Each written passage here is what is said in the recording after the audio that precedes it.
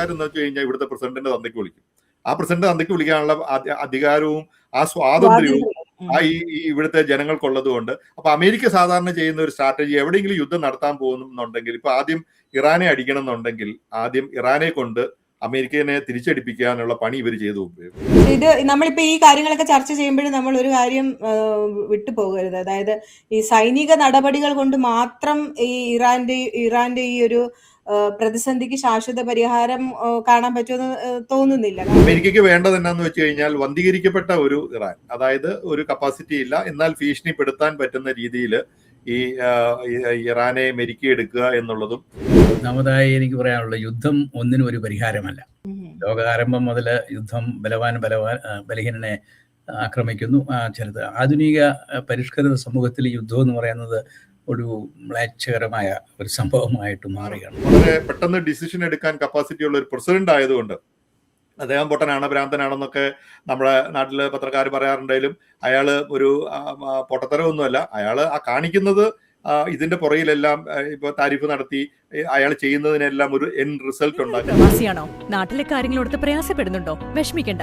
ഒരു പ്രവാസിയുടെ നാട്ടിലേക്ക് വേണ്ട എല്ലാ കാര്യങ്ങളും സാംസി ചെയ്തു തരും. Car rental, driver assistance, airport pickup and drop, air ticketing, visa assistance, notary attestation, Aadhaar card and PAN card application, driving licence renewal, property tax payment, basic land tax payment, property fencing, property documents clearing, birth and death certificate registration, money transferring, അങ്ങനെ നിങ്ങൾക്ക് വേണ്ടുന്നതെല്ലാം. നിങ്ങളുടെ ആവശ്യം അതെന്തുമാകട്ടെ, ഞങ്ങളുടെ 24x7 customer കെയറിൽ വിളിക്കുക. samsi360.com, പ്രവാസികളുടെ സുഹൃത്ത്. ഇനി ടെൻഷനോട് ഗുഡ് ബൈ. നമസ്കാരം. വോക്കി ടോക്കിയുടെ മറ്റൊരു എപ്പിസോഡിലേക്ക് എല്ലാവർക്കും സ്വാഗതം. നമസ്കാരം ജോർജ് സാർ, ജിൻസ്മോൻ നമസ്കാരം. ഇന്ന് നമ്മൾ എന്താണ് ജിൻസേ, ഒരു രക്ഷയില്ലല്ലോ, ഇറാൻ യുദ്ധം അങ്ങ് അവസാനിക്കുന്നില്ലല്ലോ. നമ്മൾ ഇന്ന് കഴിയും നാളെ കഴിയും എന്ന് പറഞ്ഞിങ്ങനെ കാത്തിരിക്കുവാണ്. ഒരു രക്ഷയില്ലല്ലോ. എന്താണ് ഇറാനും അമേരിക്കയും തമ്മിലുള്ള ഈ യുദ്ധം ശരിക്കും പറഞ്ഞു കഴിഞ്ഞാൽ അവിടെ ഒരു യുദ്ധം നടക്കുന്നുണ്ടെന്ന് തന്നെ കണക്ക് കൂട്ടേണ്ട കാര്യങ്ങൾ തന്നെ ഇല്ല. അത് കാരണം ഇതിങ്ങനെ ഓൺ ആൻഡ് ഓഫ് പൊയ്ക്കൊണ്ടിരിക്കും. അതിനൊരു കാരണം എന്നാന്ന് വെച്ച് കഴിഞ്ഞാൽ ഈ രണ്ട് ജനതകൾ തമ്മിലുള്ള ഒരു വ്യത്യാസമുണ്ട്. അമേരിക്കയ്ക്കും ഇസ്രായേലിനും എങ്ങനെ ഇറാനെ കൈകാര്യം ചെയ്യണം എന്നതിനെ കുറിച്ച് വളരെ കൃത്യമായിട്ടൊരു പ്ലാൻ ഉണ്ട്. ഇപ്പൊ നാട്ടിലൊരു ഭൂരിപക്ഷം പത്രപ്രവർത്തകരും പത്രങ്ങളും ചാനലുകളും ഒക്കെ ഈ യുദ്ധത്തെ കുറിച്ച് പറയുന്നത് ഇറാൻ യുദ്ധം വിജയിച്ചു എന്നുള്ളതാണ്. അങ്ങനെ ആ ഒരു കാഴ്ചപ്പാട് എന്തുകൊണ്ടാണ് വരണമെന്ന് വെച്ച് കഴിഞ്ഞാൽ അത് അവര് ഈ അമേരിക്കയുടെ സ്ട്രാറ്റജിയോ അമേരിക്കയുടെ പോളിസിയോ പെന്റഗണിലെ തിങ്ക് ടാങ്കുകളും എങ്ങനെയാണ് വർക്ക് ചെയ്യുന്നതിനെ കുറിച്ച് വലിയ ഗ്രാഹ്യം ഇല്ലാത്തതുകൊണ്ടാണ് ഇത് പറയുന്നത്. നമുക്കിപ്പോ ഇറാൻ ഇന്ത്യയുടെ ഏറ്റവും അടുത്ത ഒരു സൗഹൃദ രാഷ്ട്രം, പേർഷ്യ എന്ന് പറയുന്ന രാജ്യം എന്ന് പറയുന്നത് നമുക്ക് വൈകാരികമായിട്ട് അടുപ്പമുള്ള ഒരു രാജ്യമാണ്. അപ്പൊ നമ്മൾ ഇറാനെ ആ രീതിയിൽ കുറ്റം പറയാൻ വേണ്ടിയല്ല പറയുന്നത്. നമ്മളിപ്പോ പറയാണ് സോവിയറ്റ് യൂണിയൻ എന്ന് പറയുന്ന ലോകത്തെ ഏറ്റവും വലിയ രാജ്യത്തിന് ഈ ഉക്രൈൻ എന്ന് പറഞ്ഞ ഒരു ചെറിയ രാജ്യത്തെ കീഴടക്കാൻ പറ്റിയിട്ടില്ല. എന്തുകൊണ്ടാണ് അത് പറ്റാത്തത് എന്ന് ചോദിച്ചു കഴിഞ്ഞാൽ അതാണ് യുദ്ധത്തിന്റെ ഒരു പരിണാമം എന്ന് പറഞ്ഞാൽ. പക്ഷേ ഇതിന്റെ അകത്ത് ഇപ്പൊ അമേരിക്കയെ സംബന്ധിച്ചിടത്തോളം അമേരിക്ക ഈ യുദ്ധത്തിന് തുടക്കം കുറിക്കുമ്പോൾ അമേരിക്കക്ക് അറിയാമായിരുന്നല്ലോ എന്തായിരിക്കും അവിടെ സംഭവിക്കാൻ പോണത്. അവർ പ്ലാൻ എ തൊട്ട് പ്ലാൻ ഇസഡ് വരെയും ഉണ്ടാക്കി വെച്ചിട്ടാണ്, അത് വളരെ കൃത്യമായിട്ട് അതിനെക്കുറിച്ച് പഠിച്ച് അതിന്റെ ഒരു പ്ലാൻ ഉണ്ടാക്കിയിട്ടാണ് അമേരിക്ക യുദ്ധത്തിന് പോകുന്നത്. അല്ലാതെ അവിടുന്ന് പക്ഷെ ഇറാന്റെ ഒരു സ്ട്രാറ്റജി അമേരിക്കയ്ക്ക് ഇപ്പൊ ഈ പറഞ്ഞ പോലെ മിഡിൽ ഈസ്റ്റില്, അതാണ്ട് അമേരിക്കയ്ക്ക് ഈ മെഡിറ്ററേനിയൻ മിഡിൽ ഈസ്റ്റ് ഏരിയയിൽ തന്നെ 27ഓളം ബേസുകളുണ്ട്. ആ 27 ബേസുകളിൽ ഈ അമേരിക്കയിലേക്ക് മിസൈൽ അയക്കാനോ അമേരിക്കനെ ഡയറക്റ്റ് ആക്രമിക്കാനോ പറ്റാത്തത് കൊണ്ട് അമേരിക്ക ബേസുകളെ കയറി അടിച്ചത് ഒരു സ്ട്രാറ്റജിയിലുള്ള ഒരു ചേഞ്ച് ആയിരുന്നു. അതുപോലെ തന്നെ ഈ അമേരിക്കയും ഇസ്രായേലും ഒക്കെ എങ്ങനെയാന്ന് വെച്ച് കഴിഞ്ഞാൽ ഇപ്പം അനാവശ്യമായിട്ട് ഇറാനെ പോയി ഉപദ്രവിച്ചു അല്ലെ ഇറാനിൽ ബോംബിട്ടു എന്ന് പറഞ്ഞാൽ അമേരിക്കക്കാരെന്ന് വെച്ച് കഴിഞ്ഞാൽ ഇവിടുത്തെ പ്രസിഡന്റിന്റെ തന്തയ്ക്ക് വിളിക്കും. ആ പ്രസിഡന്റ് തന്തയ്ക്ക് വിളിക്കാനുള്ള അധികാരവും ആ സ്വാതന്ത്ര്യവും ഇവിടുത്തെ ജനങ്ങൾക്കുള്ളത് കൊണ്ട് അപ്പൊ അമേരിക്ക സാധാരണ ചെയ്യുന്ന ഒരു സ്ട്രാറ്റജി, എവിടെയെങ്കിലും യുദ്ധം നടത്താൻ പോകുന്നുണ്ടെങ്കിൽ ഇപ്പൊ ആദ്യം ഇറാനെ അടിക്കണം എന്നുണ്ടെങ്കിൽ ആദ്യം ഇറാനെ കൊണ്ട് അമേരിക്കനെ തിരിച്ചടിപ്പിക്കാനുള്ള പണി ഇവർ ചെയ്തു ഉപയോഗിക്കും. അല്ലെങ്കിൽ ഇവർ തന്നെ അവിടെ പോയി എന്നിട്ട് ഈ പണി ഒപ്പിച്ചിട്ട് വേണം ഇറാൻ അടിക്കുക. അപ്പൊ ജനങ്ങളെ കൂടെ കൺവിൻസ് ചെയ്യാനാണ്. പക്ഷെ ഇറാന്റെ ഭാഗത്ത് എന്താന്ന് വെച്ച് കഴിഞ്ഞാൽ ഇറാന്റെ ഭരണകൂടത്തിന് ഞങ്ങൾ എപ്പോഴും വിജയിച്ചു നിൽക്കുന്നു, നമ്മൾ അവർക്ക് നല്ല ഇത് കൊടുത്തിട്ടുണ്ട്, ഇതെല്ലാം ഫേക്ക് ആയിട്ടുള്ള അവകാശവാദങ്ങളാണ് ഇറാൻ നടത്തിക്കൊണ്ടിരിക്കുന്നത്. ഇത് അമേരിക്കനെ ഇപ്പൊ തകർത്തു, അമേരിക്ക വിട്ടു, ഇപ്പൊ ഈ ഹോർമുസിക്കടെ ഈ പറയുന്ന മൊത്തത്തിലുള്ള ഈ കപ്പൽ ഈ പെട്രോളും ഗ്യാസും ഒക്കെ പോകുന്നതിന്റെ ഏതാണ്ട് 1/5 ആ ഒരു കടലിടുക്കിൽ കൂടെ തന്നെയാണ് കടന്നു പോകുന്നത്. അതിൻ്റെ അകത്ത് ഇറാൻ ഒരു കൺട്രോൾ ഉണ്ട്. ആ കൺട്രോളൊക്കെ ശരിക്കും പറഞ്ഞാൽ അമേരിക്കയും ഇസ്രായേലും അല്ല മറ്റുള്ള യൂറോപ്യൻ രാജ്യങ്ങളൊക്കെ ഒന്നിച്ചു നിന്ന് അതിനെ കൺട്രോൾ ചെയ്ത് കഴിഞ്ഞാൽ, കാരണം കൺട്രോൾ ചെയ്യാൻ പറ്റാവുന്ന കാര്യങ്ങളേ ഉള്ളൂ. അപ്പൊ ശരിക്കും പറഞ്ഞു കഴിഞ്ഞാൽ ഇറാന്റെ ഒരു നല്ല ഇറാനും ഒരു വലിയ രാജ്യവും അത് ഈ പർവ്വതങ്ങളാൽ ചുറ്റപ്പെട്ട് കിടക്കുന്ന ഒരു രാജ്യമായതുകൊണ്ട് ചുമ്മാ ഒരു യുദ്ധത്തിൽ കൂടെ ഒരു കയറി ആക്രമിക്കാൻ പറ്റിയല്ല അവരെ. പക്ഷെ അവരുടെ പല ഈ പറഞ്ഞ പോലെ ഈ മിസൈൽസും ലോഞ്ചിങ് സ്റ്റേഷനുകളും ലോഞ്ചിങ് പാഡും ഈ അണുവായുധം നിർമ്മിക്കാനുള്ള ശേഷിയും ഒക്കെ ഏകദേശം ഒരു 80% 90% വളരെ കൃത്യമായിട്ട് ഇസ്രായേലും അമേരിക്കയും കൂടെ നശിപ്പിച്ച് കളഞ്ഞിട്ടുണ്ട്. പക്ഷെ അവർ അവകാശപ്പെടുന്നത് എന്നാന്ന് വെച്ച് കഴിഞ്ഞാൽ അവര് ഈ പൊട്ടാത്ത കുറച്ച് ഡ്രോണും മിസൈലും ഒക്കെ ഈ പറയുന്നത് പോലെ ഈ മിഡിൽ ഈസ്റ്റിന്റെ ഇപ്പൊ ദുബായ്, ബഹ്റിൻ, ഖത്തർ തൊട്ട് എല്ലാ രാജ്യങ്ങളിലേക്കും സൗദി അറേബ്യയിലേക്കൊക്കെ വിടുകയും അവരെ ഉപദ്രവിക്കുകയും ചെയ്യുമ്പോൾ ഇതിന്റെ അകത്തുനിന്ന് അമേരിക്കയ്ക്ക് പല വിധത്തിലുള്ള ബെനിഫിറ്റ് കിട്ടുന്നുണ്ട്. അത് അമേരിക്കയ്ക്ക് യുദ്ധം നടക്കുന്നുണ്ട്. അമേരിക്ക പഴയ ആയുധങ്ങൾ മുഴുവൻ പൊട്ടിച്ചു തീർക്കുന്നുണ്ട്, അവർക്ക് പുതിയ സാധനങ്ങൾ കൊടുക്കുന്നുണ്ട്. ഈ ശരിക്കും പറഞ്ഞാൽ മിഡിൽ ഈസ്റ്റിലുള്ള എല്ലാ രാജ്യങ്ങളും അല്ല ബിസിനസ് തന്നെയാണല്ലോ ഇതിനകത്ത്. ആ ബിസിനസിന്റെ ഒരു പോയിന്റ് വിടാതെ അപ്പം ആ രാജ്യങ്ങൾക്ക് ശരിക്കും പറഞ്ഞാൽ ഇറാനെ വേറെ പല കാരണങ്ങൾ കൊണ്ടും ഇറാന്റെ ഒരു നാശം, ഇറാനെ ഇതിൽ കൂടുതൽ നശിപ്പിച്ചിട്ടേ യുദ്ധം അവസാനിപ്പിക്കാവൂ എന്നുള്ള ഒരു ആശയം അവരുടെ ഇതുണ്ട്. ഇതും ഈ നെഗോഷിയേഷൻ ഒക്കെ നടക്കുന്നത് ഈ ഓപ്പൺ പ്ലാറ്റ്ഫോമിലല്ലോ, പരസ്യമായിട്ട് ചാനലിൽ വന്നിരുന്നിട്ടല്ലോ നെഗോഷിയേഷൻ ഒക്കെ നടക്കുന്നത്. അതുകൊണ്ട് അമേരിക്കയുടെ ഈ പറഞ്ഞ പ്ലാൻ A to Z വരെയും കൃത്യമായിട്ട് തുടങ്ങിയിട്ടാണ് തുടങ്ങുന്നത്. അമേരിക്ക പറയുന്നുണ്ട്, അമേരിക്ക എന്നാ പറയണേ, ഞങ്ങൾക്ക് ഇറാൻ ഞങ്ങളെ ആക്രമിച്ചു, അതുകൊണ്ട് ഞങ്ങളെ ബോംബ് ഇന്നും അമേരിക്ക അവിടെ ഈ ബോംബ് ചെയ്തപ്പോ പറഞ്ഞ കാരണം എന്നാന്ന് വെച്ച് കഴിഞ്ഞാൽ അതിലെ പോയ പല കപ്പലുകളെ ആക്രമിച്ചു എന്ന് പറഞ്ഞിട്ടാണ് ആക്രമിക്കുന്നത്. കാരണം അത് അമേരിക്കയുടെ സ്ട്രാറ്റജിയാണ്. അമേരിക്ക പോലെ ഒരു ഗ്ലോബൽ പവറിന് ഒരിക്കലും ഒരു കാരണമില്ലാതെ മറ്റൊരു രാജ്യത്തെ പോയി ആക്രമിക്കാൻ പറ്റില്ല. അപ്പൊ അവര് പറയും. പക്ഷെ ഇറാൻ സെയിം പറഞ്ഞു കഴിഞ്ഞാൽ അവർ പരാജയപ്പെട്ടുകൊണ്ടിരിക്കുവാണേലും ഞങ്ങൾ അവിടെ വിജയിച്ചു എന്നാണ് അവകാശം. ഈ അവകാശവാദം തന്നെ ആ രാജ്യത്തെ സംബന്ധിച്ചിടത്തോളം ആ രാജ്യത്തെ റിസോഴ്സസ് മുഴുവൻ ഈ ആയുധങ്ങൾ വാങ്ങിക്കൂട്ടാനും അവരുടെ ജനങ്ങൾക്ക് കിട്ടേണ്ട പ്രയോജനങ്ങൾ കിട്ടേണ്ട സാധനങ്ങൾ മുഴുവൻ അവർ ഈ ഇൻഫ്രാസ്ട്രക്ചറും ഈ ഹിസ്ബുള്ളയെ പോലെയുള്ള ഈ സംഘടനകളെ വളർത്തിയെടുക്കാനും ഈ എന്നാ പറഞ്ഞ ഈ ശരിക്കും പറഞ്ഞു കഴിഞ്ഞാൽ തീവ്രവാദ സംഘടനകൾക്ക് ഫണ്ട് ചെയ്യാനും ഒക്കെയാണ് അവർ ഉദ്ദേശിക്കുന്നത്. ജനങ്ങളുടെ പുരോഗതിക്ക് വേണ്ടി അല്ല ഇറാൻ ചെയ്തുകൊണ്ടിരിക്കുന്നത്. അതൊരു ശരിക്കും പറഞ്ഞു കഴിഞ്ഞാൽ ആ ഒരു ഭരണമാറ്റം മാത്രം അമേരിക്ക ഉദ്ദേശത്തിൽ നിന്ന് നടക്കാതെ പോയതിന്റെ ഒരു കാരണം എന്നാന്ന് വെച്ച് കഴിഞ്ഞാൽ ഫസ്റ്റ് ഡേയിൽ തന്നെ ഇറാന്റെ പരമോന്നത ഖമേനിനെ വധിച്ചതോടുകൂടി അവിടെ ഒരു നാഷണലിസം ആ ജനങ്ങൾക്കിടയിൽ വന്നു. അല്ലെങ്കിൽ അവിടെ ഒരു ഭരണമാറ്റം ഉണ്ടാവുമായിരുന്നു. അങ്ങനെ ഈ ചില സ്ട്രാറ്റജിക്കലായിട്ടുള്ള ചില എറേഴ്സ് അമേരിക്കയ്ക്ക് സംഭവിച്ചിട്ടുണ്ട്. എങ്കിൽ കൂടിയും ശരിക്കും പറഞ്ഞു കഴിഞ്ഞാൽ അമേരിക്കയും ഇസ്രായേലും ഒക്കെ എന്തൊക്കെയാണ് ഉദ്ദേശിച്ചുകൊണ്ടിരിക്കുന്നത് അത് തന്നെയാണ് പ്രാവർത്തികമായിക്കൊണ്ടിരിക്കുന്നത്. പക്ഷെ താൽക്കാലികമായിട്ട് ഇപ്പം പറയാ ഗൾഫ് രാജ്യങ്ങളിലൊക്കെ പല രീതിയിലുള്ള ഇപ്പം എയർലൈൻ ബിസിനസ്, ഈ പറഞ്ഞ പോലെ ഓയിൽ ബിസിനസ്, ഇതെല്ലാം സാമ്പത്തികമായിട്ട് പല രാജ്യങ്ങൾക്കും. പക്ഷെ ഒരു റിസഷനിലേക്കൊന്നും ഇതൊരു കാര്യമായി പോകാനുള്ള ഇതൊക്കെ വളരെ പെട്ടെന്ന് തന്നെ പിക്ക് ചെയ്യാൻ പറ്റുന്ന ഒരു ഡാമേജ് ആണ് ഉണ്ടായിരിക്കുന്നത്. ഇറാൻ ഇനി മുന്നോട്ട് പോകുമ്പോൾ ഈ പറയുന്ന ഫേക്കായിട്ടുള്ള അവകാശവാദങ്ങളിൽ നിൽക്കാതെ, കാരണം അവരുടെ നല്ല ടീമുകൾ ഇവിടെ നെഗോഷിയേഷന് അമേരിക്കയുമായിട്ട് നല്ല രീതിയിൽ ചർച്ചകൾ നടക്കുന്നുണ്ട്. ആ ചർച്ചകൾക്കിടയ്ക്ക് തന്നെ അമേരിക്കനെ വിശ്വസിക്കാൻ പറ്റില്ലെന്ന് അവർ പറയുന്നത് ഒരു പരിധിവരെ ശരിയാണ്. കാരണം അവിടെ ചർച്ച നടക്കുന്നതിന്റെ ഇടയ്ക്ക് അവരുടെ പ്ലാൻ അനുസരിച്ചുള്ള പദ്ധതികളുമായിട്ട് അവർ മുന്നോട്ട് പോകും. ഒരു 10 പ്ലാനില് 10 പോയിന്റിൽ എഗ്രി ചെയ്തു വന്നാൽ അത് നെക്സ്റ്റ് ഡേയിൽ ആ നെഗോഷിയേഷന്റെ വ്യത്യാസമായിട്ട് ആ അഭിപ്രായത്തിൽ നിന്ന് അവർ മാറും. അത് ആ രീതിയിലൊക്കെയാണ് അമേരിക്കയുടെ സ്ട്രാറ്റജി, അമേരിക്കയുടെ പോളിസി ഇരിക്കുന്നത്.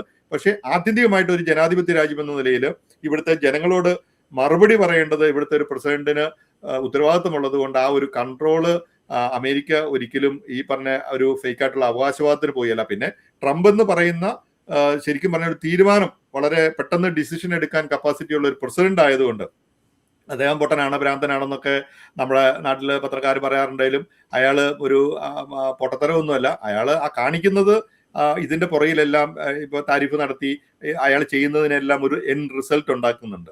ആ എൻഡ് റിസൾട്ട് എന്ന് പറയുന്നത് ഇപ്പൊ സമാധാനപരമായ, ട്രംപ് ഒരു യുദ്ധകൊതിയനാണെന്നും നമുക്ക് പറയാൻ പറ്റില്ല. കാരണം അയാളെ സംബന്ധിച്ചിടത്തോളം എല്ലാം ബിസിനസ്സാണ്. അദ്ദേഹം എന്തൊക്കെ എയിം ചെയ്തിട്ടുണ്ടോ അതിലൊക്കെ ഒരു നല്ല ശതമാനം തന്നെ നടപ്പിലാക്കിയിട്ടുണ്ടെന്നുള്ളതാണ് നമുക്ക് മനസ്സിലാക്കാൻ പറ്റുന്നത്. അല്ല, അതിന്റെ ഒരു റിസൾട്ട് നമുക്കിപ്പോ കാണാൻ പറ്റിയല്ലോ. നമ്മളിപ്പോ പാലസ്തീനിൽ അതിന്റെ ഒരു ഇത് കണ്ടല്ലോ. നമ്മളിപ്പോ അവര് ഹമാസിന്റെ ഒരു ഇത് നമ്മളിപ്പോ ഇത്ര നാള് നമ്മൾ പറഞ്ഞുകൊണ്ടിരുന്നത് എല്ലാവരും അമേരിക്കക്കെതിരെയും പ്രസിഡന്റിനെതിരെയും പറഞ്ഞുകൊണ്ടിരുന്നവരും ഇപ്പോ ഹമാസിന്റെ ഭരണമാറ്റം ആക്ച്വലി അതൊരു ഇസ്രായേലിന്റെ തന്നെ ഒരു അത് തീരുമാനമാണ്. ഇസ്രായേലിന്റെ തന്നെയാണ്. പക്ഷെ എന്നാലും ഇസ്രായേലിൽ നടന്ന ആക്രമണത്തെ അവര് പ്രതിരോധിച്ചു, അവര് പ്രത്യാക്രമണം നടത്തി. അവരുടെ പ്ലാന് അവർക്ക് ഇസ്രായേൽ എന്ന് പറഞ്ഞ രാജ്യത്തിന് വളരെ ബൗദ്ധികമായിട്ടുള്ള അവരുടെ ഒരു നിലവാരം വെച്ചിട്ട് കൃത്യമായിട്ട് അടുത്ത 200 വർഷത്തേക്ക് അല്ലെങ്കിൽ 500 വർഷത്തേക്ക് എന്തായിരിക്കണം അത് ചെയ്യണത് എന്നുള്ള വളരെ തീവ്രമായിട്ടുള്ള അവരുടെ ഒരു പ്ലാൻ അനുസരിച്ച് പദ്ധതി അനുസരിച്ചാണ് പോകുന്നത്. അത് നമ്മൾ പറയുന്ന പോലെ അമേരിക്കയുടെ പങ്കുണ്ടെന്നുള്ളത് അല്ല, അമേരിക്ക സപ്പോർട്ട് ചെയ്യാതെ പല കാര്യങ്ങൾക്കും ഇസ്രായേലിന് ചെയ്യാൻ പറ്റിയല്ല. പക്ഷെ ഈ പറഞ്ഞ പോലെ ട്രംപിന്റെ ഒരു നാച്ചുറൽ ആയിട്ടുള്ള തന്തയ്ക്ക് വിളിയൊക്കെ അത് സ്വാഭാവികമായിട്ടും അദ്ദേഹത്തിന്റെ ഒരു വ്യക്തിത്വത്തിന്റെ ഭാഗമായിട്ട് കണക്ക് കൂട്ടാം. കാരണം മറ്റേ കടിക്കലാത്ത പട്ടിയുടെ വായിക്ക് പോയി കോലിട്ട് കടിപ്പിക്കുക എന്ന് പറഞ്ഞാൽ ഇസ്രായേൽ ഇങ്ങനെ ഒരു സംഭവം നോക്കിയിരിക്കുന്ന സമയത്താണ് ഈ പറഞ്ഞ ഹമാസിന് അങ്ങനെ ദുർബുദ്ധി തോന്നിയത്. 10,200 പേരെ കൊല്ലാനും അതുപോലെ, കാരണം ലോകത്തൊരിടത്തും നിഷ്പക്ഷമായിട്ട് അതിനെ ഒരു മനുഷ്യർക്ക് ന്യായീകരിക്കാൻ പറ്റി. അതുകൊണ്ടാണ് ഇന്ന് ആ പാലസ്തീൻ എന്ന് പറഞ്ഞ രാജ്യം അവിടെ ഇല്ലാതായി പോയതിന്റെ പ്രധാനപ്പെട്ട കാരണം ആ ഒരു ആക്രമണമാണ്. ആ ഒരു ആക്രമണത്തിന്റെ പ്രതിഫലനമാണ് അത്. ഇസ്രായേൽ തന്നെ ഇപ്പൊ പറഞ്ഞ ഹമാസിന്റെ കയ്യിലേക്ക് ഇനി ഒരു ഭരണം പോകാനുള്ള സാധ്യതയും, കാരണം അവിടെ ഒന്നുമില്ലാതെ അവര് അടിപൊടലം നശിപ്പിച്ചു കളഞ്ഞല്ലോ. അമേരിക്കയുടെ സപ്പോർട്ടും ഉണ്ടായിരുന്നു. അമേരിക്ക എന്ന് പറഞ്ഞാൽ പ്രസിഡന്റിന്റെ ഈ തീരുമാനങ്ങൾ എടുക്കാൻ കഴിവുള്ള ഒരു പ്രസിഡന്റ് ആവുമ്പോൾ അത് ശരിക്കും ശരിയായിരിക്കാം, തെറ്റായിരിക്കാം. ആ രീതിയിൽ അമേരിക്കൻ പ്രസിഡന്റിന് ചില തീരുമാനങ്ങൾ എടുക്കാനുള്ള കഴിവുണ്ട്. പക്ഷെ അദ്ദേഹത്തിന്റെ പല നടപടികളും അമേരിക്കക്കാർ തന്നെ, നമ്മളൊക്കെ തന്നെ എതിർക്കുന്ന ചില തീരുമാനങ്ങളും പ്രസിഡന്റിന്റെ ഭാഗത്തുണ്ടാകുന്നുണ്ട്. അദ്ദേഹത്തിന്റെ ഒരു ഗ്രൂപ്പിനെ, അദ്ദേഹത്തിന് വോട്ട് ചെയ്ത, അദ്ദേഹത്തിനെ സപ്പോർട്ട് ചെയ്യുന്ന ഒരു ഗ്രൂപ്പിന് വേണ്ടി മാത്രമാണ് ചെയ്യുന്നത്, അല്ലെ ബിസിനസ് കമ്മ്യൂണിറ്റിക്ക്, പണക്കാർക്ക് വേണ്ടി മാത്രമുള്ള ഒരു സംവിധാനങ്ങളാണ് ചെയ്യുന്നതെന്നൊക്കെയുള്ള പല അലിഗേഷനും ഇതുമായിട്ട് ബന്ധപ്പെട്ടുണ്ടല്ലോ. പക്ഷെ ഇത് നമ്മളിപ്പോ ഈ കാര്യങ്ങളൊക്കെ ചർച്ച ചെയ്യുമ്പോഴും നമ്മൾ ഒരു കാര്യം വിട്ടുപോകരുത്. അതായത് ഈ സൈനിക നടപടികൾ കൊണ്ട് മാത്രം ഈ ഇറാന്റെ ഈ ഒരു പ്രതിസന്ധിക്ക് ശാശ്വത പരിഹാരം കാണാൻ പറ്റുമെന്ന് തോന്നുന്നില്ല. കാരണം ഇത് ഇപ്പൊ അമേരിക്ക, UN മറ്റ് ഗൾഫ് രാജ്യങ്ങളും കൂടെ ചേർന്നുകൊണ്ടുള്ള ഒരു മധ്യസ്ഥതയിൽ നടക്കുന്ന സമാധാന കരാറും അല്ലെങ്കിൽ എന്താ പറയുക ഒരു സീസ് ഫയറോ അങ്ങനെ എന്തെങ്കിലുമൊക്കെ ഉണ്ടെങ്കിൽ മാത്രമേ അവിടുത്തെ ആ ഒരു യുദ്ധത്തിന്റെ തീവ്രത നമുക്ക് കുറയ്ക്കാൻ പറ്റൂ എന്നുള്ളതാണ് എൻ്റെ ഒരു അഭിപ്രായം. അപ്പൊ ഇതില് ഈ ഗാസയും ലബനനും അന്താരാഷ്ട്ര തലത്തിൽ കൊണ്ടുവരുന്ന താൽക്കാലിക ഈ വെടിനിർത്തലുകളും സാധാരണക്കാരായിട്ടുള്ള ജനങ്ങളെ ഒരുപാട് ബാധിക്കുന്നുണ്ടെന്നുള്ളത് ഒരു സത്യാവസ്ഥ തന്നെയാണ്. അപ്പൊ അത് ഈ ഒരു യുദ്ധം കൊണ്ട് മാത്രം ആ ഒരു ഏരിയയില് ഈ പ്രസിഡന്റോ അല്ലെങ്കിൽ നമ്മൾ മറ്റുള്ള ജനങ്ങൾ ആഗ്രഹിക്കുന്ന പോലുള്ള ഒരു കാര്യം അവിടെ കൊണ്ടുവരാൻ പറ്റുമെന്ന് എനിക്ക് തോന്നുന്നില്ല. സാറിന്റെ അഭിപ്രായം അതെങ്ങനെയാ? അപ്പൊ അതിനെക്കുറിച്ച് സാർ എന്താണ് അതിനെക്കുറിച്ച് പറയാനുള്ളത്? ഒന്നാമതായി എനിക്ക് പറയാനുള്ള, യുദ്ധം ഒന്നിനും ഒരു പരിഹാരമല്ല. ലോകാരംഭം മുതൽ യുദ്ധം ബലഹീനനെ ആക്രമിക്കുന്നു. ആധുനിക പരിഷ്കൃത സമൂഹത്തിൽ യുദ്ധം എന്ന് പറയുന്നത് ഒരു മ്ലേച്ഛകരമായ ഒരു സംഭവമായിട്ട് മാറുകയാണ്. പ്രത്യേകിച്ചും നമ്മളിപ്പോൾ പരിഷ്കൃതമായിട്ടുള്ള ഈ രാജ്യത്ത് ജീവിക്കുമ്പോൾ. പക്ഷേ ഇത് അമേരിക്കയുടെ മാത്രം ഒരു ഇൻട്രസ്റ്റ് കൊണ്ട് നടന്ന ഒരു യുദ്ധമല്ല സത്യത്തിൽ. കാരണം ഇറാന് മുസ്ലിംങ്ങളുടെ കൂട്ടത്തിൽ ഇറാൻ മാത്രം ഒറ്റപ്പെട്ട് നിൽക്കുന്ന ഒരു സാഹചര്യമാണ്. ഇറാനെ ആക്രമിക്കണമെന്ന് പറയുന്നത് അമേരിക്കയോട് കൂടുതലായിട്ടും നമ്മുടെ വാർത്തകളൊക്കെ ശരിയാണെന്നുണ്ടെങ്കിൽ ഗൾഫിലും പ്രത്യേകിച്ച് സൗദിയും അതുപോലെ തന്നെ കുവൈറ്റും എമിറേറ്റ്സ്, 7 കൺട്രീസ് എല്ലാം തന്നെ ഇറാന് അവരുമായിട്ട് യോജിച്ച് പോകാൻ പറ്റാത്തൊരു സാഹചര്യത്തിലാണ്. അതുകൊണ്ടാണ് അമേരിക്കയെ ആക്രമിക്കുന്നതിന് പകരമായിട്ട് അമേരിക്കയുടെ ബേസ് ആക്രമിച്ചുകൊണ്ട് ഒരു ഭരണം നടത്തുക എന്ന് പറയുന്നത്. സത്യത്തിൽ ഒരു പാവപ്പെട്ട ജനതയാണ്. 10,000 വർഷം സാംസ്കാരിക പാരമ്പര്യമുള്ള ഒരു മഹത്തായ സംസ്കാരത്തിൻ്റെ ഭാഗമായ സാധു ജനങ്ങൾ ജീവിക്കുന്ന ഒരു നമ്മുടെ അയൽ രാജ്യമായ ഇറാനിയൻസിനെ ഷായുടെ കാലത്ത് ഇതൊരു മുസ്ലിം കൺട്രി എന്ന് പോലും പറയാൻ പറ്റത്തില്ല. അത്ര ഫോർവേഡ്സ് ആയിട്ടുള്ള ഒരു വെസ്റ്റേൺ സ്റ്റൈലിൽ ജീവിച്ചിരുന്ന ഒരു കൺട്രിയാണ് ഷാ. 1970 വരെ. അതിനുശേഷമാണിപ്പം ആയത്തുള്ള ഖൊമേനിയും അതിനുശേഷമുള്ള ഇപ്പോഴത്തെ ഇപ്പം മരിച്ചുപോയ ഖൊമേനിയും കൂടെ ഒരു എന്താ പറയുന്ന ഒരു രാഷ്ട്രമായിട്ട് തന്നെ മാറ്റി കൊണ്ടിരിക്കുന്നു. അതുകൊണ്ട് അവിടുത്തെ എഡ്യൂക്കേഷൻ സിസ്റ്റമോ അല്ലെങ്കിൽ അവരുടെ ജീവിത നിലവാരം ഉച്ചപ്പെട്ടതായിട്ട് നമുക്ക് തോന്നുന്നില്ല. അപ്പം ഈ ഇറാനെ തോൽപ്പിക്കുക എന്നുള്ളത് മറ്റ് ഗൾഫ് രാജ്യങ്ങളുടെയും അതുപോലെ തന്നെ അറബ് രാഷ്ട്രങ്ങളുടെയും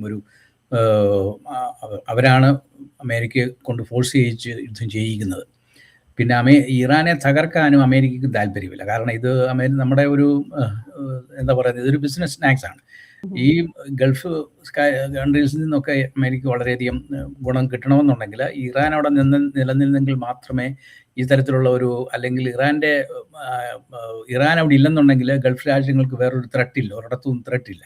അപ്പൊ അമേരിക്കയുടെ സേവനം ഈ ഗൾഫിന് ആവശ്യമില്ല. അപ്പം ഇത് അമേരിക്കയുടെ ഒരു തന്ത്രമാണ്, ലോകത്തിന്റെ ഒരു തന്ത്രമായിട്ട് കണ്ടാൽ മതി.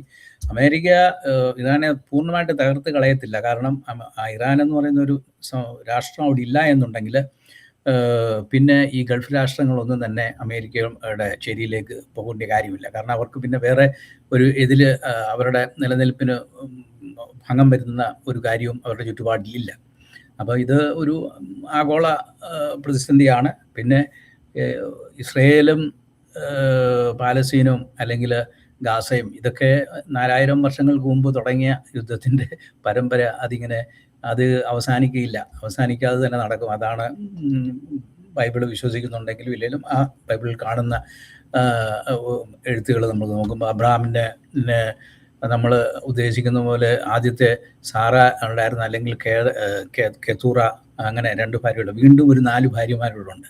ആ 4 ഭാര്യമാരിലുണ്ടായ അതാണ് ഇതിൻ്റെ ചുറ്റുപാടും കിടക്കുന്ന രാഷ്ട്രത്തിലെ മക്കളായിട്ട് മാറിയിരിക്കുന്നത്. ഇതെല്ലാം സത്യത്തിൽ ഇതെല്ലാം സഹോദരങ്ങളാണ്, ഒരപ്പൻ്റെ മക്കളായിട്ട് മാറി അതിനുശേഷം അവർ കലയിച്ചുകൊണ്ടിരിക്കുന്ന ഒരു ചുറ്റുപാടിലാണ്.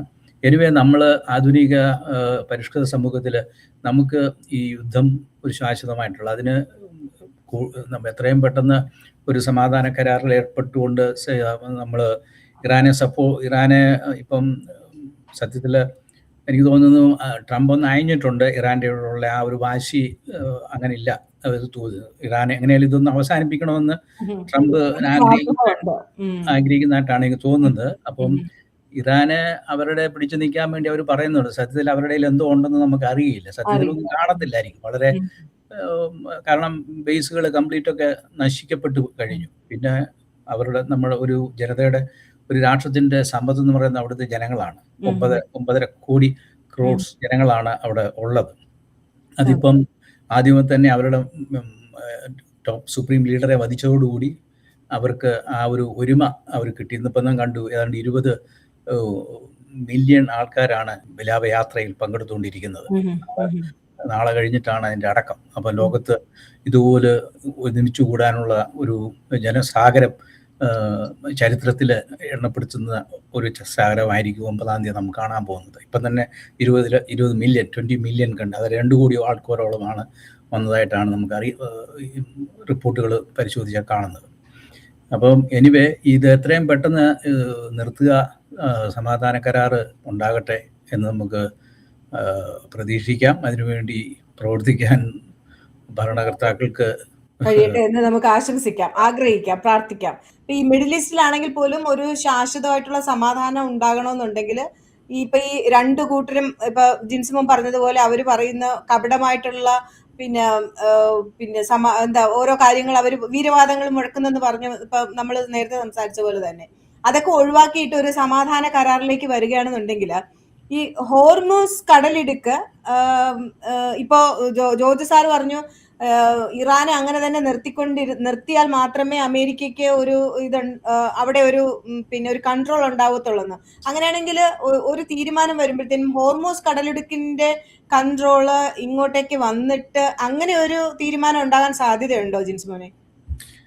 അത് കൃത്യമായിട്ട് പറയാൻ പറ്റില്ല. കാരണം ഇതിനൊരു എല്ലാ പ്രതിസന്ധികൾക്കും ഒരു പരിഹാരം കാലക്രമേണ രൂപപ്പെട്ടു വരാനുള്ള ഒരു സാധ്യതയുണ്ട്. ഇപ്പം ഈ ഹോർമൂസ് കടലിടുക്കിന്റെ കൺട്രോൾ തന്നെ ഇപ്പൊ പണ്ട് നേരത്തെ ഇറാൻ ഉണ്ടായിരുന്നത് പോലെ ഇപ്പം ഇറാന്റെ കയ്യിലില്ല. അത് തന്നെയല്ല, അമേരിക്കയുടെ കൃത്യമായിട്ടുള്ള ഒരു പ്രപ്പോസലാണ് അവർക്ക് സംയുക്തമാണ്. അത് ട്രംപിന്റെ പ്രപ്പോസൽ ആയിരിക്കും. സംയുക്തമായിട്ട് നമുക്ക് അവിടെ ടോള് പിരിക്കാം.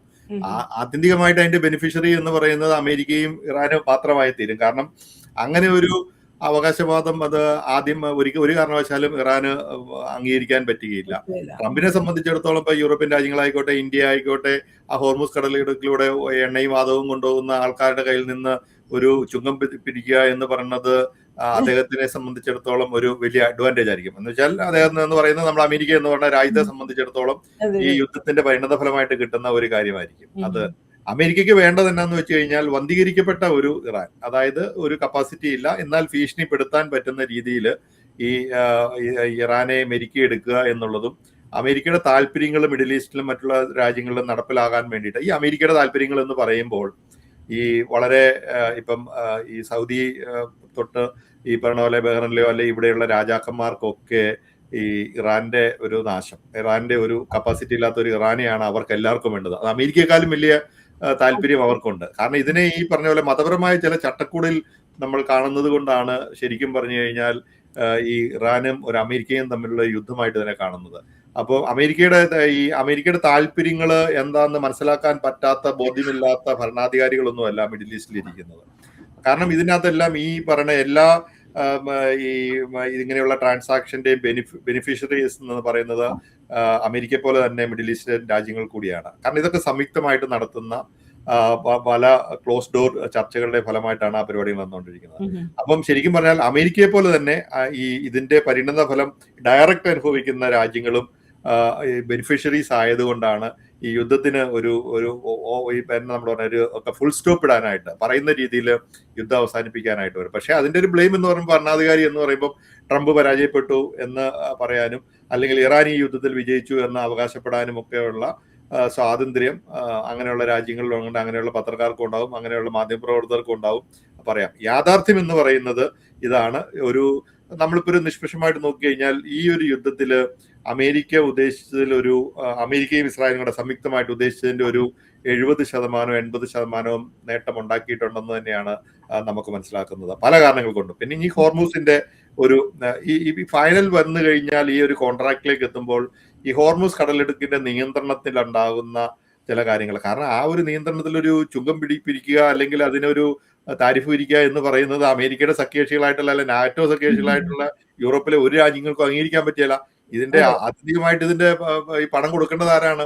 അതുപോലെ വലിയ ഷിപ്പിംഗ് കമ്പനികൾ, പ്രധാനപ്പെട്ട ഷിപ്പിംഗ് കമ്പനികളെല്ലാം അമേരിക്കയുടെ നിയന്ത്രണത്തിലാണ് ഈ ഷിപ്പിംഗ് കമ്പനികൾ ഉള്ളത്. അതുകൊണ്ട് അമേരിക്ക ഒരിക്കലും അമേരിക്ക ഉദ്ദേശിക്കുന്ന രീതിയിൽ ഒരു 80% എങ്കിലും വിജയം അല്ലെങ്കിൽ അവരുദ്ദേശിച്ച പ്ലാൻ നടപ്പിലാക്കിയെടുക്കാതെ അവിടുന്ന് പിന്മാറാനുള്ള സാധ്യത വളരെ കുറവാണ്. അമേരിക്ക ഉദ്ദേശിക്കുന്ന രീതിയിൽ തന്നെയാണ് ഇപ്പോഴും യുദ്ധം നടന്നുകൊണ്ടിരിക്കുന്നത്. അമേരിക്ക ഇപ്പോഴും ഈ പറഞ്ഞ പോലെ അമേരിക്കക്ക് കംപ്ലീറ്റ് ആയിട്ട് ഇറാനെ തകർക്കണമെന്നുള്ളൊരു ആഗ്രഹമില്ല. അങ്ങനെ നശിപ്പിച്ചു കഴിഞ്ഞാൽ, അങ്ങനെ ആ ഒരു രാജ്യത്തെ കംപ്ലീറ്റ് ആയിട്ട് കൺട്രോളിൽ കൊണ്ടുവന്നു കഴിഞ്ഞാൽ അത് അമേരിക്കയ്ക്ക് ഒരിക്കലും ഗുണകരമാകില്ല എന്ന് അവർക്ക് അറിയുകയും ചെയ്യാം. പക്ഷെ ഇസ്രായേലിന് കുറച്ചുകൂടെ ശക്തമായിട്ട് അവരുടെ മിലിറ്ററി സ്ട്രക്ചർ, കുറച്ചുകൂടെ എഫിഷ്യൻസി, ഇപ്പം അണുവായുധം നിർമ്മിക്കാനുള്ള അവരുടെ ശേഷി, അതിനെ സംബന്ധിച്ചിടത്തോളം അത് ഇറാന് ഇനിയും നടപ്പിലാകാനുള്ള സാധ്യതയുണ്ട്. അതിപ്പോ ഇവർക്ക് എത്രമാത്രം ഈ ഇറാൻ പോലെയുള്ള ഒരു വലിയ രാജ്യത്ത്, ആ വലിയ ഇപ്പൊ പറഞ്ഞ 9.5 കോടി ജനങ്ങളുള്ള ആ രാജ്യത്ത് ചൈനയും റഷ്യയും ഒക്കെ പല രീതിയിലും ഈ രാജ്യത്തെ സഹായിക്കാനായിട്ട് എപ്പോഴും പുറകിലുണ്ട്. ആ ഒരു പുറകിലുള്ളത് കൊണ്ട് തന്നെ ആ ശേഷി അവർക്ക് ഏറ്റെടുക്കാനായിട്ട് സാധിക്കും. അപ്പൊ അതിനെ ഏത് രീതിയിലൊക്കെ ടാക്കിൾ ചെയ്യാം എന്നുള്ളതാണ് അമേരിക്കയും ഇസ്രായേലും ഇപ്പൊ ആലോചിച്ചുകൊണ്ടിരിക്കുന്നത്. ആ ഒരു നടപടി തീരുമാനമാകുന്നതോടുകൂടി തന്നെ ഈ ഒരു കോൺട്രാക്റ്റിലേക്ക് എത്തും. കാരണം ഇപ്പം ഈ അവരുടെ പരമോന്നത നേതാവിനെ ഒരു യുദ്ധത്തിന്റെ ആദ്യത്തെ ദിവസം വധിക്കാൻ പറ്റുന്ന ഈ രാജ്യത്തിന് ഇപ്പൊ ഈ പറഞ്ഞ വീരവാദം മുഴക്കുന്ന നേതൃത്വത്തെ ഇറാഡിക്കേറ്റ് ചെയ്യാൻ ഒരു താമസമൊന്നും വേണ്ട. വളരെ ഈസി ആയിട്ട് ഇസ്രായേൽ വിചാരിച്ചാൽ വളരെ കൃത്യമായിട്ട് ഇപ്പോഴത്തെ ഈ നേതൃത്വത്തെ അവർക്ക് വധിക്കാൻ പറ്റും. പക്ഷെ അത് വധിക്കാത്തതിനുള്ള കാരണം, അങ്ങനെ വധിച്ചു കഴിഞ്ഞാൽ ഒരു രാജ്യത്ത് ഇവർ എങ്ങനെ ആരോട് ചർച്ച നടത്തും? അവർക്ക് ഈ ജനങ്ങളുടെ കയ്യിലെ കൺട്രോൾ ഒരിക്കലും പോകുന്ന ഒരു എന്താ പറയാ ശക്തി കുറഞ്ഞ ഒരു നേതൃത്വമെങ്കിലും ആ രാജ്യത്തില്ലെങ്കിൽ അമേരിക്ക ഉദ്ദേശിക്കുന്ന ഒരു ചർച്ചയും നടക്കില്ല, ഇസ്രായേൽ ഉദ്ദേശിക്കുന്ന ഒരു ചർച്ചയും നടക്കില്ല, ഇസ്രായേലിനോ അമേരിക്കയ്ക്കോ ഒരിക്കലും മുന്നോട്ട് പോകാൻ പറ്റിയല്ല. കാരണം അതുപോലെ തന്നെ ഒരു സ്റ്റക്കായി പോകും. ആ ഒരു അവസ്ഥയിലേക്ക് അമേരിക്ക ഒരിക്കലും ഈ യുദ്ധത്തെ കൊണ്ടുപോയി അവസാനിപ്പിക്കുകയില്ല. ഇത് ഇങ്ങനെ ഇടയ്ക്കിടയ്ക്ക് അമേരിക്ക കുറച്ച് ബോംബൊക്കെ ഇടും. അമേരിക്ക ചിലപ്പോൾ ഇസ്രായേൽ കൊണ്ടുപോയി ചിലപ്പോൾ എവിടെയെങ്കിലും ഒക്കെ ഇവർക്ക് കിട്ടുന്ന ഇൻഫോർമേഷൻ, അപ്പം ഈ പറഞ്ഞ പോലെ ചാരസംഘടനകൾ സിഐയും മൊസാദും ഒക്കെ കിട്ടുന്ന ഇൻഫോർമേഷൻ അനുസരിച്ചിട്ടാണ് ഓരോ കാരണങ്ങൾ ഉണ്ടാക്കി അവര് ഈ പറഞ്ഞ ബോംബിങ് നടത്തുന്നത്. അത് ഈ അടുത്ത കാലത്തൊന്നും ഇത് തീരാൻ പോകുന്നുണ്ടെന്ന് തോന്നുന്നില്ല. പക്ഷേ ഈ യുദ്ധം ഓൾമോസ്റ്റ് അവസാനിച്ചതുപോലെ തന്നെയാണ്. അതുകൊണ്ട് ഒരു ബോംബിട്ടു എന്ന് വെച്ചുകൊണ്ട് ആ യുദ്ധം കണ്ടിന്യൂസ് ആയിട്ട് പോകുന്നു എന്നും നമുക്ക് പറയാൻ പറ്റില്ല. സാറേ, ഇതിന്റെ കൂടെ നമ്മൾ ഏറ്റവും കൂടുതൽ ഈ ഒരു യുദ്ധം ഉണ്ടായപ്പോഴത്തേനും എനിക്ക് തോന്നുന്നു മിഡിൽ ഈസ്റ്റ് അനുഭവിച്ചതുപോലെ തന്നെ ഇന്ത്യക്കും അത് അത്രത്തോളം തന്നെ പിന്നെ എന്താ പറയുക ബാധിക്കപ്പെട്ട ഒരു രാജ്യമെന്ന് വേണമെങ്കിൽ പറയാം. അത് ബിസിനസ്സിനായാലും സാമ്പത്തികമായിട്ടാണെങ്കിലും ഇന്ത്യക്ക് വളരെ അധികം പിന്നെ പരിക്കേറ്റിട്ടുണ്ട് ആ ഒരു വിധത്തിൽ. കാരണം ഈ ഇന്ത്യയാണ് മിഡിൽ ഈസ്റ്റുമായിട്ടും ഇറാനുമായിട്ടും എന്താ പറയാ അവര് പ്രധാന മേഖലകളിലൊക്കെ അവർ കൂടുതൽ പിന്നെ കയറ്റുമതിയും ഇറക്കുമതിയൊക്കെ ചെയ്തുകൊണ്ടിരുന്ന രാജ്യം ഇന്ത്യ ആയിരുന്നു. അപ്പൊ അത് ഈ ഒരു യുദ്ധത്തിന് വളരെയധികം അത് ബാധിച്ചിട്ടുണ്ട്. അത് ഇനി അതിനെക്കുറിച്ച് എന്താണ് സാറിന്റെ ആ ഒരു അഭിപ്രായം എന്താണത്? കഴിഞ്ഞ 3 മാസക്കാലമായിട്ട് പ്രത്യേകിച്ചും കേരളത്തിനെ സൗത്ത് ഇന്ത്യയാണ് ഏറ്റവും കൂടുതൽ ബാധിച്ചിരിക്കുന്നത്. യുദ്ധം ഇൻഡയറക്റ്റ് ആയിട്ട് ഇന്ത്യക്കാരെന്ന് പറയുന്നത് സൗത്ത് ഇന്ത്യ, കേരളത്തിനെയാണ് ഇത് ഏറ്റവും കൂടുതലായിട്ട് ബാധിച്ചിരിക്കുന്നത്. നമ്മുടെ പെട്രോളിയത്തിൻ്റെ വില കൂടിയത് അറിയാം. എന്നിരുന്നാലും പക്ഷേ ഈ ഒരു മാസമായിട്ട് ബെറ്റർ ആയിക്കൊണ്ടിരിക്കുന്നു. അത് ഇൻഡയറക്റ്റ് ആയിട്ട് ഗൾഫിനെ വളരെയധികം തളർത്തിയിട്ടുണ്ട്. ഒരു 30% ദുബായും അതുപോലെ തന്നെ കുവൈറ്റ് 40% കുവൈറ്റും പുറകോട്ട് പോയിരിക്കുകയാണ് ഇപ്പോൾ സത്യത്തിൽ. എമിറേറ്റ്സ് ഫ്ലൈറ്റ് എല്ലാം പോകുന്നുണ്ടെങ്കിൽ തന്നെ പലർക്കും ജോലി നഷ്ടപ്പെട്ട് നമ്മുടെ നാട്ടിലേക്ക് വന്നതും അല്ലെങ്കിൽ അവിടെ തന്നെ ശമ്പളം കിട്ടാതെ കണ്ടിന്യൂ ചെയ്യുന്ന ഒരു സിറ്റുവേഷനാണ്. അതാ പറഞ്ഞ യുദ്ധം വളരെയധികം പ്രയാസം തരുന്ന ഒരു സംഭവം തന്നെയാണ്. അത് നമുക്ക് തന്നെയാണ് പ്രയാസം. ഇപ്പോൾ ഇന്നലെ സൗദി അറേബ്യ ഒരു ബാരലിന് $11 കുറച്ച് വെച്ചിട്ടുണ്ട്. കഴിഞ്ഞ 20 വർഷത്തെ ഏറ്റവും കുറഞ്ഞ നിരക്കിലാണ് ഇപ്പോൾ സൗദി അറേബ്യ ഒരു ബാരലിന് $11 ഒറ്റയടിക്ക് കുറച്ച് ഒരു ബാരലിന്. അതായത് ഇപ്പോൾ $70 അത് 70 എന്നുള്ളത് വീണ്ടും 11 മാറുമ്പം എത്ര ആവും? 60 രൂപ. അത് കഴിഞ്ഞ 2014 $100 ഉണ്ടായിരുന്നപ്പോൾ മൻമോഹൻ സിംഗിൻ്റെ കാലത്താണ് നമ്മൾ ഏറ്റവും കൂടുതൽ കൊടുക്കേണ്ടി വന്നത്. അതിനു മുമ്പ് 70 ആയിരുന്നു. ഇപ്പം ഇന്ത്യൻ റുപ്പീസിൻ്റെ വാല്യൂ കുറഞ്ഞിരിക്കുകയാണ്. പക്ഷേ ഇത് നമ്മളെയാണ് ബാധിക്കുന്നത്, അത് ഇൻഡയറക്റ്റ് ആയിട്ട്. പക്ഷേ ഇപ്പം അമേരിക്കയ്ക്ക് വേണമെങ്കിൽ ഹോർമൂസ് ബോംബിട്ട് തകർക്കോ അല്ലെങ്കിൽ ഇവരുടെ ഒളിത്താവളങ്ങൾ അടിച്ചു നടക്കുന്നതിന് പ്രശ്നങ്ങളൊന്നും ഉണ്ടായിരുന്ന കാര്യമൊന്നുമില്ല. ആര് വന്നാലും അമേരിക്കയ്ക്ക് ഒന്നും ചെയ്യാൻ പറ്റാത്ത സ്ഥിതിയാണ്. കാരണം അവിടെ നങ്കൂരം അടിച്ച് കിടക്കുകയാണ്. എബ്രഹാം ലിങ്കണും അതുപോലെ തന്നെ ജെറാർഡ് ഫോർഡും 7ാം കപ്പൽപ്പടയുടെ 3 സംഘടനകൾ കിടക്കുകയാണ്. വേണമെങ്കിൽ അത് ചെയ്യാൻ പറ്റുന്നു. പക്ഷേ അത് ചെയ്യാത്തതിൻ്റെ കാരണം ഇതാണ്. കാരണം അതിനെ ഇറാൻ തകർന്നു കഴിഞ്ഞാൽ പിന്നെ അമേരിക്കയ്ക്ക് അവിടെ അമേരിക്കയുടെ ഗൾഫിന് അമേരിക്കയുടെ ആവശ്യമില്ല. അതുകൊണ്ടാണ് തകർക്കാതിരിക്കുന്നത്. പിന്നെയും അവരൊരു വീരവാദം വെച്ച് സത്യത്തിൽ ഇറാൻ ഒന്നുമില്ല, ഭക്ഷണം പോലും കിട്ടാൻ പ്രയാസപ്പെടുന്ന ഒരു രാജ്യമായിട്ട് മാറിയിരിക്കുകയാണ്. ഇനി അവരെ കൂടുതൽ ഉപദ്രവിക്കരുത് എന്നുള്ളൊരു അപേക്ഷ എനിക്കുള്ളൂ സത്യത്തിൽ. നമ്മളും അഫ്കോഴ്സ് ചൈനയും റഷ്യയും, പക്ഷേ റഷ്യയൊക്കെ പരിതാപകരമാണ്. ചൈന അഫ്കോഴ്സ് റഷ്യയുടെ സ്ഥിതിയൊന്നും അത്ര മെച്ചമല്ല. നമുക്കറിയാം റഷ്യക്ക് ഉക്രൈനിൽ പോലും കാര്യമായ ചെറുത് ഇപ്പം ഇന്നലെ 2-3 ദിവസമായിട്ട് കൂടുതലായിട്ട് ആക്രമണം ചെയ്യുന്നുണ്ട്. എന്നിരുന്നാൽ തന്നെ റഷ്യ എന്ന് പറയുന്നതും വ്ളാഡിമിർ പുതിൻ അങ്ങനെ ഒരു വലിയ ബില്യണറായിട്ട് മാറി എന്നല്ലാതെ സാധാരണക്കാർ റഷ്യക്കാരെല്ലാം വളരെ പരിതാപകരമായ ഒരു സിറ്റുവേഷനിലാണ്. അതിൽ മെച്ചപ്പെട്ട് നിൽക്കുന്നത് അമേരിക്കയെ മാത്രമാണ് ഇപ്പോൾ ലോകത്തിൽ നമ്മൾ കാണുമ്പോൾ. അപ്പം എത്രയും പെട്ടെന്ന് ഇത് അവസാനിക്കട്ടെ എന്നുള്ളതാണ് നമുക്ക് പറയാൻ പറ്റുന്നത്. പിന്നെ ഇവർക്ക് കൂടുതൽ ഇളവ് കൊടുക്കുക. 300 ബില്യൺ ചോദിച്ചിട്ടുണ്ട്. ആ 300 ബില്യൺ കൊടുക്കാൻ പറ്റിയില്ലെങ്കിൽ എന്തെങ്കിലും ഇളവ് കൊടുക്കുക, അല്ലെങ്കിൽ അവരുടെ മരവിപ്പിച്ച ഫണ്ടുകൾ റിലീസ് ചെയ്ത് അവർക്ക് അത്യാവശ്യം ഭക്ഷണ സാധനങ്ങളും അല്ലെങ്കിൽ പാർപ്പിടവും ഒക്കെ പുതുക്കാനൊക്കെ ഉള്ളൊരവസരം അമേരിക്ക കൊടുക്കാൻ നല്ലതായിരിക്കും. അതൊരു ജീവകാരുണ്യമായിട്ട് നമുക്ക് കണക്കാക്കാം. ഇതൊക്കെയാണ് നമുക്ക് ചെയ്യാൻ പറ്റുന്നത്. വർഷങ്ങളായിട്ട് തുടരുന്ന ഈ യുദ്ധം മൂലം ഈ അടിസ്ഥാന സൗകര്യങ്ങൾ അല്ലെങ്കിൽ ആശുപത്രികൾ പ്രശ്നങ്ങൾ ഇതൊക്കെ ഉണ്ടാവുന്നുണ്ടെന്നുള്ളത് ഇതിനെ കൂടെ തന്നെ ചേർത്ത് വായിക്കാവുന്ന ഒരു കാര്യമാണ്.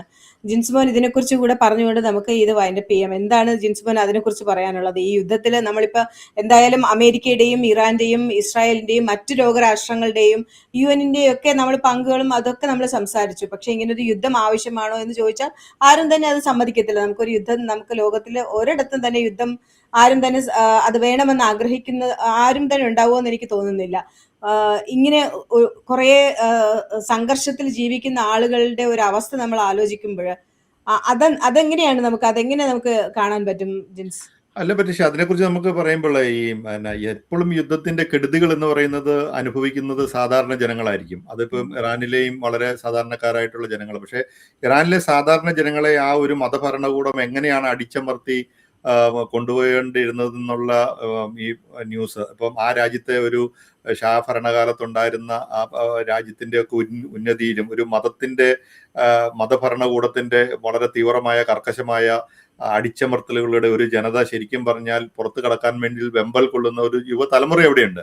അപ്പൊ സ്വാഭാവികമായിട്ടും ഈ യുദ്ധം ഇങ്ങനെ ഉണ്ടാകാനുള്ള ഒരു കാരണം എന്ന് വെച്ചാൽ ഇങ്ങനെയുള്ള ഒരു ഭരണകൂടത്തിന്റെ കൺട്രോളിൽ ഒരു അണുവായുധം കൂടെ കിട്ടുകയാണെങ്കിൽ അത് ഈ ലോകത്തിന് തന്നെ ഒരു തെറ്റായി മാറും എന്നുള്ളത് ഇപ്പൊ ലോക പോലീസായിട്ട് നിൽക്കുന്ന അമേരിക്കയ്ക്ക് അങ്ങനെ ഒരു ഇതൊക്കെ എന്ന് വെച്ച് കഴിഞ്ഞാൽ ഒരു ഓവർനൈറ്റ് കൊണ്ടുണ്ടാകുന്ന ഒരു പ്രോസസ് ഒന്നും അല്ല. പെന്റഗണിലൊക്കെ ഇത് വർഷങ്ങളായിട്ട് പതിറ്റാണ്ടുകളായിട്ട് ചർച്ച ചെയ്തുകൊണ്ടിരിക്കുന്ന വിഷയമാണ്. പക്ഷെ ആ ഒരു കാര്യത്തിൽ ഈ പ്രസിഡന്റിന് അത് തീരുമാനമെടുക്കാനുള്ള ഒരു കപ്പാസിറ്റി വന്നതുകൊണ്ടാണ് ഇങ്ങനെ ഈ ഒരു യുദ്ധത്തിലേക്ക് പോയത്. പക്ഷെ അത് ഇതിന്റെ എന്നാ നമ്മൾ കൃത്യമായിട്ട് പറഞ്ഞ ഇന്നോവേറ്റബിൾ ആയിട്ടുള്ള ഒരു റിസൾട്ടാണ്. ഈ പറഞ്ഞാൽ ഏത് യുദ്ധവും ഇപ്പൊ നമ്മളത് പറയാണ്, ഇപ്പം ഗാസയിലെ പാവപ്പെട്ട മനുഷ്യർക്ക് എന്ത് സംഭവിക്കുന്നു എന്നുള്ളത് പോലെ തന്നെ ഇസ്രായേലിലെ പാവപ്പെട്ട കുട്ടികളെയും ആ ജനങ്ങൾക്കും എന്ത് സംഭവിക്കുന്നു എന്നുള്ളതാണ്. ആത്യന്തികമായിട്ട് ആ യുദ്ധം കൊണ്ട് രണ്ടു കൂട്ടർക്കും ഈ പറഞ്ഞ നമ്പറുകളിൽ വ്യത്യാസം വന്നിട്ടുണ്ടായിരിക്കും. ഇസ്രായേലില് കൂടി എല്ലാം കൂടെ കൂടി യുദ്ധത്തിൽ മരണപ്പെട്ട എല്ലാവരും കൂടെ കൂടി 2000 പേരെ ഉള്ളെങ്കിൽ ഇവിടെ അത് 1.5 ലക്ഷത്തോളം ആൾക്കാരുണ്ടായിരിക്കാം.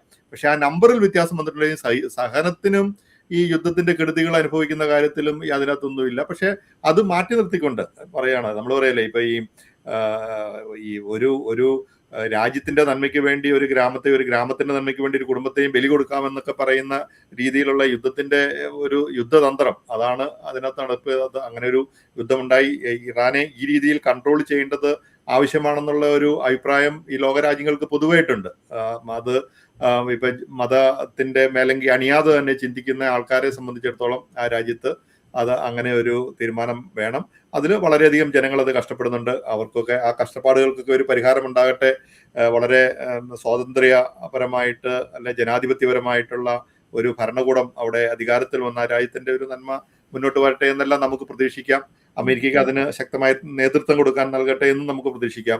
ഈ പ്രസിഡന്റ് ഒരു ശരിക്കും ഒരു യുദ്ധകുതിയനാണെന്ന് നമുക്ക് ഒരിക്കലും തോന്നുന്നില്ല. അദ്ദേഹം ഉദ്ദേശിക്കുന്നിടത്ത് എന്നും പറ്റിയില്ലെങ്കിലും അമേരിക്കയുടെ പ്ലാനുകളൊക്കെ അനുസരിച്ചാണ് ഇതിന്റെ ഇപ്പോഴത്തെ ഈ ഒരു പ്രൊസീഡിങ്സ് പോകുന്നത്. ഞാൻ മുൻപ് പറഞ്ഞതുപോലെ തന്നെ നമുക്ക് അതിൻ്റെ അകത്ത് പറയാനുള്ളൂ. Thank you. അതെ, ആഗോള സമ്പദ് വ്യവസ്ഥയുടെയും ഒരു ഊർജ സുരക്ഷയും ലക്ഷക്കണക്കിന് മനുഷ്യരുടെ ജീവനെ ബാധിക്കുന്ന ഒന്നാണ് എന്തായാലും ഇത്. അത് സമാധാന കരാറുകളും അന്താരാഷ്ട്ര നയതന്ത്ര ഇടപെടലുകളും വഴി മാത്രമേ ഈ മേഖലയിൽ ശാശ്വത പരിഹാരം കാണാൻ സാധിക്കുകയുള്ളൂ. എന്തായാലും അടുത്തൊരു ടോപ്പിക്കുമായി വീണ്ടും കാണാം. നന്ദി, നമസ്കാരം. ഇത്രയുള്ള കാര്യം വേണമെങ്കിൽ തൻ്റെ പപ്പയും മമ്മിയും ഇങ്ങോട്ട് വരും. അവരുടെ പ്രശ്നങ്ങൾ ഇവരെ ഏൽപ്പിച്ചാൽ മതി. സാംസി എന്ന് പറഞ്ഞാൽ സപ്പോർട്ട്, അസിസ്റ്റൻസ്, മാനേജ്മെന്റ്, കെയർ. ഇപ്പോൾ നാട്ടിലുള്ള സ്ഥലത്തിന് എന്തെങ്കിലും ലീഗൽ ഇഷ്യൂസ് ഉണ്ടെന്ന് കരുതുക, ഇവർ ക്ലിയർ ചെയ്ത് തരും. ബിസിനസ് തുടങ്ങണോ, കൃഷി ഇറക്കണോ, വീടും സ്ഥലവും വൃത്തിയാക്കണോ, ഇനി അതല്ല പുതിയൊരു വീട് വാങ്ങി വാടകയ്ക്ക് കൊടുക്കണോ, ഇനി ഉള്ള വീട് സ്ഥലവും വിറ്റ് പുതിയത് വാങ്ങിക്കണം, ഇങ്ങനെയുള്ള ഒരു പ്രവാസിയുടെ എല്ലാ പ്രശ്നങ്ങളുടെയും ഉത്തരമാണ് സാംസി. Samsi360.comന്റെ സേവനങ്ങൾക്ക് പരിധിയില്ല.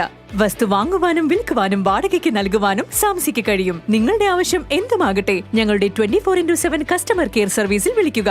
Samsi360.com, പ്രവാസികളുടെ സുഹൃത്ത്. ഇനി ടെൻഷനോട് ഗുഡ് ബൈ.